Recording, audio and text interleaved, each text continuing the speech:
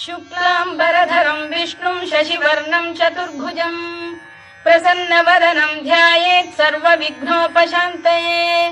व्यासं वसिष्ठनप्तारं शक्तेः पौत्रमकल्मषम् पराशरात्मजं वन्दे शुकतातं तपोनिधिम्। व्यासाय विष्णुरूपाय व्यासरूपाय विष्णवे नमो वै ब्रह्मनिधये वासिष्ठाय नमो नमः। अविकाराय शुद्धाय नित्याय परमात्मने सदैकरूपरूपाय विष्णवे सर्वजिष्णवे यस्य स्मरणमात्रेण जन्म संसारबन्धनात् विमुच्यते नमस्तस्मै विष्णवे प्रभविष्णवे। ॐ नमो विष्णवे प्रभविष्णवे। श्रीवैशम्पायन उवाच श्रुत्वा धर्मानशेषेण पावनानि च सर्वशः युधिष्ठिरः शान्तनवं पुनरेवाभ्यभाषत। युधिष्ठिर उवाच किमेकं दैवतं लोके किं वाप्येकं परायणम् स्तुवन्तः कङ्कमर्चन्तः प्राप्नुयुर्मानवा शुभम्। को धर्मः सर्वधर्माणां भवतः परमो मतः किं जपन्मुच्यते जन्तुर्जन्म संसारबन्धनात्। श्रीभीष्म उवाच जगत्प्रभुं देवदेवमनन्तं पुरुषोत्तमम् स्तुवन्नाम सहस्रेण पुरुषः सततोत्थितः तमेव चार्चयन् नित्यं भक्त्या पुरुषमव्ययम् ध्यायन् स्तुवन् नमस्यं च यजमानस्तमेव च अनादिनिधनं विष्णुं सर्वलोकमहेश्वरम् लोकाध्यक्षं स्तुवन् नित्यं सर्वदुःखातिगो भवेत्। ब्रह्मण्यं सर्वधर्मज्ञं लोकानां कीर्तिवर्धनम् लोकनाथं महद्भूतं सर्वभूतभवोद्भवम् एष मे सर्वधर्माणां धर्मोऽधिकतमो मतः यद्भक्त्या पुण्डरीकाक्षं स्तवैरच्चेन्नरः सदा परमं यो महत्तेजः परमं यो महत्तपः परमं यो महद्ब्रह्म परमं यः परायणम् पवित्राणां पवित्रं यो मङ्गलानां च मङ्गलम् दैवतं देवतानां च भूतानां यो व्ययः यतः सर्वाणि भूतानि भवन्त्यादियुगागमे यस्मिंश्च प्रलयं यान्ति पुनरेव युगक्षये तस्य लोकप्रधानस्य जगन्नाथस्य भूपते विष्णोर्नाम सहस्रं मे शृणु पापभयापहम् यानि नामानि गौणानि विख्यातानि महात्मनः ऋषिभिः परिगीतानि तानि वक्ष्यामि भूतये। ऋषिर्नाम्नां सहस्रस्य वेदव्यासो महामुनिः छन्दोऽनुष्टुप् तथा देवो भगवान् देवकीसुतः अमृतांशुद्भवो बीजं शक्तिर्देवकी नन्दनः त्रिसामाहृदयं तस्य शान्त्यर्थे विनियुज्यते विष्णुं जिष्णुं महाविष्णुं प्रभविष्णुं महेश्वरम् अनेकरूपदैत्यान्तं नमामि पुरुषोत्तमम्।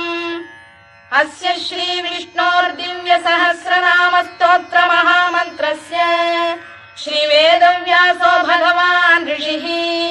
अनुष्टुप्छन्दः श्रीमहाविष्णुः परमात्मा श्रीमन्नारायणो देवता अमृतांशुद्भवो भानुरिति बीजम् देवकी नन्दन श्रेष्ठेति शक्तिः उद्भवः क्षोभणो देव इति परमो मन्त्रः शङ्खबृन्नन्दकी चक्रीति कीलकम् शार्ङ्गधन्वा गदाधर इत्यस्त्रम् रथाङ्गपाणिरक्षोभ्य इति नेत्रम् त्रिसामासामरः सामेति कवचम् आनन्दम् परब्रह्मेति योनिः ऋतुः सुदर्शनकार इति दिग्बन्धः श्रीविश्वरूप इति ध्यानम् श्रीमहाविष्णुप्रीत्यर्थे सहस्रनाम जपे विनियोगः। ध्यानम् क्षीरोदन्वत्प्रदेशे शुचिमणिविलसत्सैकते मौक्तिकानाम् मालाक्लुप्तासनस्थस्फटिकमणिनिभैर्मौक्तिकैर्मण्डिताङ्गः शुभ्रैरभ्रैरदभ्रैरुपरि विरचितैर्मुक्तपीयूषवर्षैः आनन्दीनः पुनीयादरिनरिन गदा शङ्खपाणिर्मुकुन्दः भूः पादौ यस्य नाभिर्वियदसुरनिलश्चन्द्रसूर्यौ च नेत्रे कर्णावाशा शिरोद्यौर्मुखमपि दहनो यस्य वास्तेयमब्धिः अन्तस्थं यस्य विश्वं सुरनरखगो भोगि गन्धर्व दैत्यैः चित्रं रम्यते तं त्रिभुवन वपुषं विष्णुमीशं नमामि। ॐ नमो भगवते वासुदेवाय। शान्ताकारं भुजगशयनं पद्मनाभं सुरेशं विश्वाधारं गगनसदृशं मेघवर्णं शुभाङ्गम् लक्ष्मीकान्तं कमलनयनं योगिधृध्यानगम्यं वन्दे विष्णुं भवभयहरं सर्वलोकैकनाथम्। मेघश्यामं पीतकौशेयवासं श्रीवत्साङ्कं कौस्तुभोद्भासिताङ्गम् पुण्योपेतं पुण्डरीकायताक्षं विष्णुं वन्दे सर्वलोकैकनाथम्। नमः समस्तभूतानामादिभूताय भूभृते अनेकरूपरूपाय विष्णवे प्रभविष्णवे सशङ्खचक्रं सकिरीटकुण्डलं सपीतवस्त्रं सरसीरुहेक्षणं सहारवक्षस्थलशोभिकौस्तुभं नमामि विष्णुं शिरसा चतुर्भुजम्। छायायां पारिजातस्य हेमसिंहासनोपरि आसीनमम्बुदश्याममायताक्षमलङ्कृतम् चन्द्राननं चतुर्बाहुं श्रीवत्साङ्कितवक्षसम् रुक्मिणी सत्यभामाभ्यां सहितं कृष्णमाश्रये।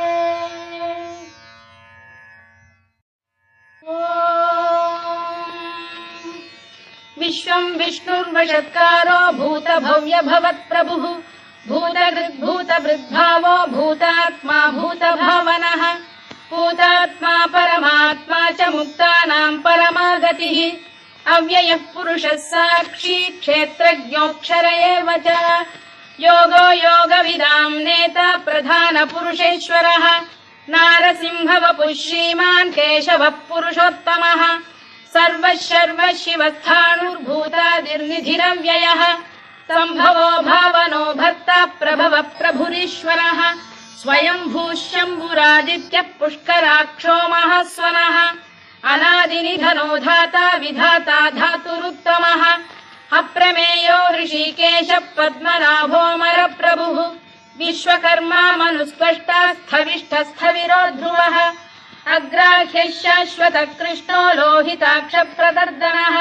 प्रभूतस्त्रिककुब्धाम पवित्रं मङ्गलम् परम् ईशानः प्राणदः प्राणो ज्येष्ठः श्रेष्ठः प्रजापतिः हिरण्यगर्भो भूगर्भो माधवो मधुसूदनः ईश्वरो विक्रमी धन्वी मेधावी विक्रमक्रमः अनुत्तमो दुराधर्षः कृतज्ञः कृतिरात्मवान् सुरेशः शरणं शर्म विश्वरेताः प्रजाभवः अधः संवत्सरो व्यालः प्रत्ययः सर्वदर्शनः अजः सर्वेश्वरः सिद्धः सिद्धिः सर्वादिरच्युतः वृषाकपिरमेयात्मा सर्वयोगविनिसृतः वसुर्वसुमनः सत्यः समात्मा संमितः समः अमोघः पुण्डरीकाक्षो वृषकर्मा वृषाकृतिः रुद्रो बहुशिरा बभ्रुर्विश्वयोनिश्रुतिश्रवाः अमृतः शाश्वतस्थाणुर्वरारोहो महातपाः सर्वगः सर्वविद्भानुर्विश्वक्सेनो जनार्दनः वेदो वेदविदव्यङ्गो वेदाङ्गो वेदवित्कविः लोकाध्यक्षः सुराध्यक्षो धर्माध्यक्षः कृताकृतः चतुरात्मा चतुर्व्यूहश्चतुर्दंष्टश्चतुर्भुजः भ्राजिष्णुर्भोजनं भोक्ता सहिष्णुर्जगदादिजः अनघो विजयो जेता विश्वयोनिः पुनर्वसुः उपेन्द्रो वामनः प्रांशुरमोघः शुचिरूर्जितः अतीन्द्रः सङ्ग्रहः सर्गो धृतात्मा नियमो यमः वेद्यो वैद्यः सदा योगी वीरः माधवो मधुः अतीन्द्रियो महामायो महोत्साहो महाबलः महाबुद्धिर्महावीर्यो महाशक्तिर्महाद्युतिः अनिर्देश्य वपुः श्रीमान् अमे आत्मा महादृधृत् महेश्वासो महीभर्ता श्रीनिवासः सताङ्गतिः अनिरुद्धः सुरानन्दो गोविन्दो गोविदाम्पतिः मरीचिर्दमनो हंसः सुपर्णो भुजगोत्तमः हिरण्यनाभः सुतपाः पद्मनाभः प्रजापतिः अमृत्युः सर्वदृक्सिंहः सन्धाता सन्धिमान् स्थिरः अजो दुर्मर्षणः शास्ता विश्रुतात्मा सुरारिः गुरुर्गुरुतमो धाम सत्यः सत्यपराक्रमः निमिषो निमिषस्रग्वी वाचस्पतिरुदारधीः अग्रणी ग्रामणी श्रीमान् न्यायो नेता समीरणः सहस्रमूर्धा विश्वात्मा सहस्राक्षः सहस्रपात् आवर्तनो निवृत्तात्मा संवृतः सम्प्रमर्दनः अधः संवर्तको वह्निरनिलो धरणीधरः सुप्रसाद प्रसन्नात्मा विश्वधृक् विश्वभुग्विभुः सत्कर्ता सत्कृतः साधुर्जह्नुर्नारायणो नरः असङ्ख्येयो प्रमेयात्मा विशिष्टः शिष्टकृच्छुचिः सिद्धार्थः सिद्धसङ्कल्पः सिद्धिदः सिद्धिसाधनः वृषाही वृषभो विष्णुर्वृषपर्वा वृषोदरः वर्धनो वर्धमानश्च विविक्तः श्रुतिसागरः सुभुजो दुर्धरो वाग्मी महेन्द्रो वसुदो वसुः नैकरूपो बृहद्रूपः शिपिविष्टप्रकाशनः ओजस्तेजोद्युतिधरः प्रकाशात्मा प्रतापनः ऋद्धस्पष्टाक्षरो मन्त्रश्चन्द्रांशुर्भास्करद्युतिः अमृतांशुद्भवो भानुः शशबिन्दुः सुरेश्वरः औषधम् जगतः सेतुः सत्यधर्मपराक्रमः भूतभव्यभवन्नाथः पवनः पावनो नरः कामः कामकृत्कान्तः कामः कामप्रदप्रभुः युगादिकृद्युगावर्तो नैकमायो महाशनः अदृश्यो व्यक्तरूपश्च सहस्रजिदनन्तजित् इष्टो विशिष्टः शिष्टेष्टः शिखण्डी नघुषो वृषः क्रोधः क्रोधकृत्कर्ता विश्वबाहुर्महीधरः अच्युत प्रथित प्राण प्राणदो वासवानुजः अपां निधिरधिष्ठानमप्रमत्त प्रतिष्ठितः स्कन्द स्कन्दधरो धुर्यो वरदो वायुवाहनः वासुदेवो बृहद्भानुरादिदेवः पुरन्दरः अशोकस्तारणस्तारः शूरः शौरिर्जनेश्वरः अनुकूलः शतावर्तः पद्मी पद्मनिभेक्षणः पद्मनाभोरविन्दाक्षः पद्मगर्भः शरीरभृत् महर्धिर्वृद्धो वृद्धात्मा महाक्षो गरुडध्वजः अतुलः शरभो भीमः समयज्ञो हविर्हरिः सर्वलक्षणलक्षण्यो लक्ष्मीवान् समितिञ्जयः विक्षरो रोहितो मार्गो हेतुर्दामोदरः सः महीधरो महाभागो वेगवानमिताशनः उद्भवः क्षोभणो देवः श्रीगर्भः परमेश्वरः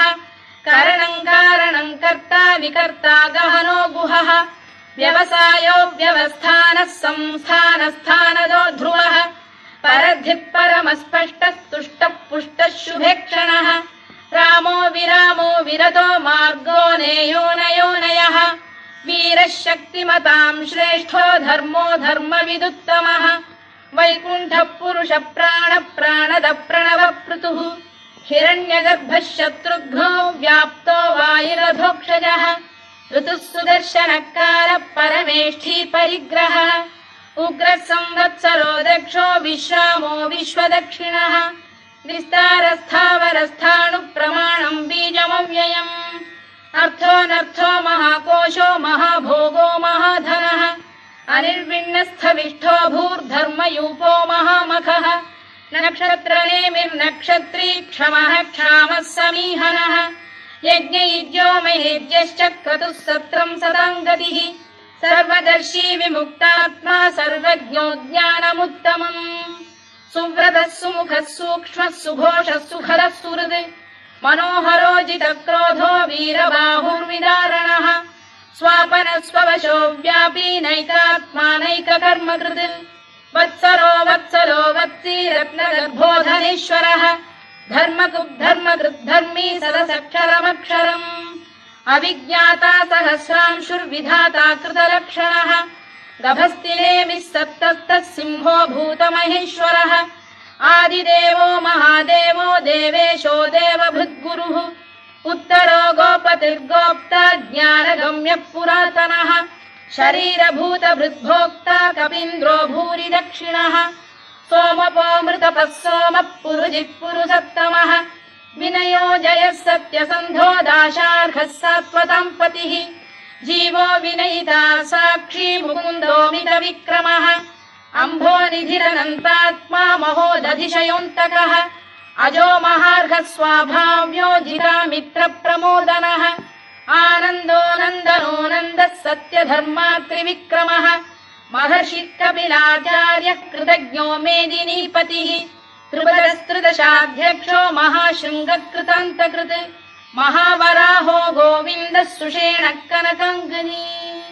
गुह्यो गभीरो गहनो गुप्तश्चक्रगदाधरः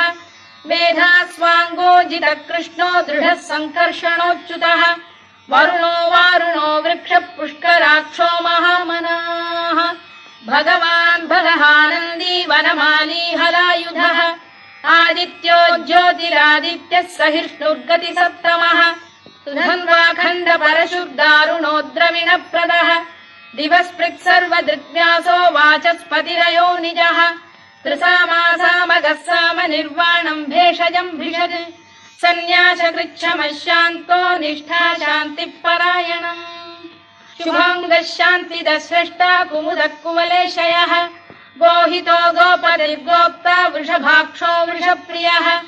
अनिवर्ती निवृत्तात्मा संक्षेप्ताक्षेमकृत् शिवः श्रीवत्सवक्षः श्रीवासः श्रीपतिः श्रीमताम्बरः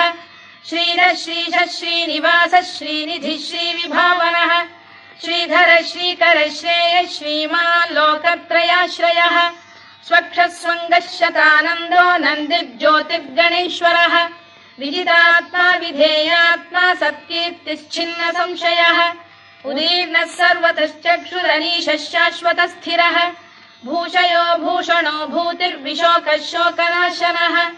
अर्चिष्मानर्चितः कुम्भो विशुद्धात्मा विशोधनः अनिरुद्धो प्रतिरथ प्रद्युम्नो मितविक्रमः कालनेमिनिः वीरः शौरिः शूरजनेश्वरः त्रिलोकात्मा त्रिलोकेशः केशवः केशिः हरिः कामदेवः कामपालः कामी कान्तकृतागमः अनिर्देश्य वपुर्विष्णुर्वीरोऽनन्तो धनञ्जयः ब्रह्मण्यो ब्रह्मकृद्ब्रह्मा ब्रह्म ब्रह्मविवर्धनः ब्रह्मविब्राह्मणो ब्रह्मी ब्रह्मज्ञो ब्राह्मणप्रियः महाकमो महाकर्मा महातेजा महोरगः महाक्रतुर्महायज्वा महायज्ञो महाहविः स्तव्यस्तव प्रियस्तोत्रम् स्तुतिस्तोतारणप्रियः पूर्णः पूरयिता पुण्यः पुण्यकीर्तिरनामयः मनोजवस्तीर्थकरो वसुरेता वसुप्रदः वसुप्रदो वासुदेवो वसुर्वसुमनाहविः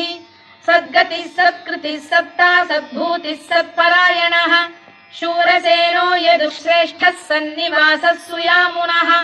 भूतावासो वासुदेवः सर्वासु निलयो नलः दर्पः दर्पदो दृप्तो दुर्धरोऽथा पराजितः विश्वमूर्तिर्महामूर्तिर्दीप्तमूर्तिरमूर्तिमान् अनेकमूर्तिरव्यक्तः शतमूर्तिः शताननः एकोनैकः स वक्र किम् यत्तत्पदमनुत्तमम् लोकबन्धुर्लोकनाथो माधवो भक्तवत्सलः सुवर्णवर्णो हेमाङ्गो वराङ्गश्चन्दनाङ्गदी वीरः विषमः शून्यो घृता क्षीरचरश्चरः अमानी मानदो मान्यो लोकस्वामी त्रिलोकधृत् सुमेधा मेधजो धन्यः सत्यमेधाधराधरः तेजो वृषोद्युतिधरः सर्वशत्रभृताम्बरः प्रग्रहो निग्रहो व्यग्रो नैकशृङ्गो गदाग्रजः चतुर्मूर्तिश्चतुर्बाहुश्चतुर्व्यूहश्चतुर्गतिः चतुरात्मा चतुर्भावश्चतुर्वेदविदेकपात् समावर्तो निवृत्तात्मा दुर्जयो दुरतिक्रमः दुर्लभो दुर्गमो दुर्गो दुरावासो दुरारिः शुभाङ्गो लोकसारङ्गः सुतन्तु स्तन्तु वर्धनः इन्द्रकर्मा महाकर्मा कृतकर्मा कृतागमः उद्भवः सुन्दरः सुन्दो रत्ननाभः सुलोचनः अर्को वाजसनः शृङ्गी जयन्तः सर्वविजयी सुवर्णबिन्दुरक्षोभ्यः सर्ववागीश्वरेश्वरः महाह्रदो महागर्तो महाभूतो महानिधिः कुमुदः कुन्दरः कुन्दः पर्जन्यः पावनो निलः अमृताशोऽमृतवपुः सर्वज्ञः सर्वतोमुखः सुलभः सुव्रतः सिद्धः शत्रुजिच्छत्रुतापनः न्यग्रोधोदुम्बरोश्वत्तश्चाणूरान्ध्रनिषूदनः सहस्रार्चिः सप्तजिह्वः सप्तैधा सप्तवाहनः अमूर्तिरनघोचिन्त्यो भयकृद्भयनाशनः अणुबृहत्कृशस्थूलो गुणभृन्निर्गुणो महान् अधृतस्वधृतस्वास्य प्राग्वंशो वंशवर्धनः धारभृत्कथितो योगी योगीशः सर्वकामदः आश्रमश्रमणः क्षामः सुपर्णो वायुवाहनः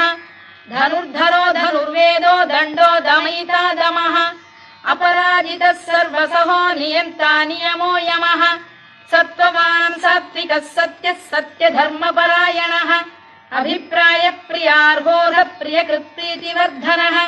विहाय सगदिर्ज्योतिः सुरुचिर्पुतभुग्विभुः रविर्विरोचनः सूर्यः सविता रविलोचनः अनन्तो हुतभुग्भोक्ता सुखदो नैकजोऽग्रजः अनिर्विण्णः सदामर्षी लोकाधिष्ठानमद्भुतः सनातनतमः कपिलः कपिरव्ययः स्वस्तिदः स्वस्तिकृत् स्वस्ति स्वस्ति भुक् स्वस्ति दक्षिणः आरौद्रः कुण्डली चक्री विक्रम्यूर्जितशासनः शब्दातिगः शब्दसः शिशिरः शर्वरीकरः अक्रूरपेशलो दक्षो दक्षिणः क्षमिणां वरः विद्वत्तमो वीतभयः पुण्यश्रवणकीर्तनः उत्तारणो दुष्कृतिः पुण्यो दुःस्वप्ननाशनः वीरः रक्षणः सन्तो जीवनपर्यवस्थितः अनन्तरूपोऽनन्तश्रीर्जितमन्युर्भयापहः चतुरश्रो गभीरात्मा विदिशो व्यादिशो दिशः अनादिर्भूर्भुवो लक्ष्मीः सुवीरो रुचिराङ्गदः जननो जनजन्मादिर्भीमो भीमपराक्रमः आधारनिलयो धाता पुष्पहास प्रजागरः ऊर्ध्वगः सत्त्वथाचार प्राणद प्रणवप्रणः प्रमाणम् प्राणनिलय प्राणभृत्प्राणजीवनः तत्त्वम् तत्त्वविदेकात्मा जन्म मृत्युजरातिगः भूर्भुवः स्वस्तरुस्तारः सविता प्रपितामहः यज्ञो यज्ञपतिर्यज्वा यज्ञाङ्गो यज्ञवाहनः यज्ञभृद्यज्ञकृद्यज्ञी यज्ञभुग्यज्ञसाधनः यज्ञान्तकृद्यज्ञगुह्यमन्नमन्नाद एव च आत्मयोनिः स्वयं जातो वैखानः सामगायनः देवकीनन्दनः स्रष्टा क्षितीशः पापनाशनः शङ्खबृन्नन्दकी चक्री शार्ङ्गधन्वा गदाधरः तथाङ्गपाणिरक्षोभ्यः सर्वप्रहरणायुधः सर्वप्रहरणायुधो नम इति वनमाली गरीशाङ्गी शङ्खी चक्री च नन्दकी श्रीमान्नारायणो विष्णुर्वासुदेवोऽभिरक्षतु वनमाली गरीशाङ्गी शङ्खी चक्री च नन्दकी श्रीमान्नारायणो विष्णुर्वासुदेवोऽभिरक्षतु वनमाली गरीशाङ्गी शङ्खी चक्री च नन्दकी श्रीमान्नारायणो विष्णुर्वासुदेवोऽभिरक्षतु इतीदम् कीर्तनीयस्य केशवस्य महात्मनः नाम्नाम् सहस्रम् दिव्यानामशेषेण प्रकीर्तितम् य इदम् शृणुयान् नित्यम् यश्चापि परिकीर्तयेत् नाशुभम् प्राप्नुयात् किञ्चित् सोमुत्प्रेह च मानवः वेदान्तको ब्राह्मणः स्यात् क्षत्रियो विजयी भवेत् वैश्यो धनसमृद्धः स्यात् क्षुद्रः सुखमवाप्नुयात् धर्मार्थी प्राप्नुयात् धर्ममर्थार्थी चार्थमाप्नुयात् कामानवाप्नुयात् कामी प्रजार्थी चाप्नुयात् प्रजाम् भक्तिमान् यः सदोत्थाय शुचिस्तद्गतमानसः सहस्रम् वासुदेवस्य नाम्नामेतत्र कीर्तयेत् यशः प्राप्नोति विपुलम् याति प्राधान्यमेव च अचलाम् श्रियमाप्नोति श्रेयः प्राप्नोत्यनुत्तमम् न भयम् क्वचिदाप्नोति वीर्यम् तेजश्च विन्दति भवत्यरोगोद्युतिमान् बलरूपगुणान्वितः रोगार्तो मुच्यते रोगात् बद्धो मुच्येत बन्धनात् भयान्मुच्येत भीतस्तु मुच्येतापन्न आपदः दुर्गाण्यतितरत्याशु पुरुषः पुरुषोत्तमम् सुवन्नाम सहस्रेण नित्यम् भक्तिसमन्वितः वासुदेवाश्रयो मर्त्यो वासुदेवपरायणः सर्वपापविशुद्धात्मा याति ब्रह्म सनातनम् न वासुदेव भक्तानामशुभम् विद्यते क्वचित् जन्म मृत्युजरा व्याधि भयम् नैवोपजायते इमं स्तवमधीयानः श्रद्धा भक्ति समन्वितः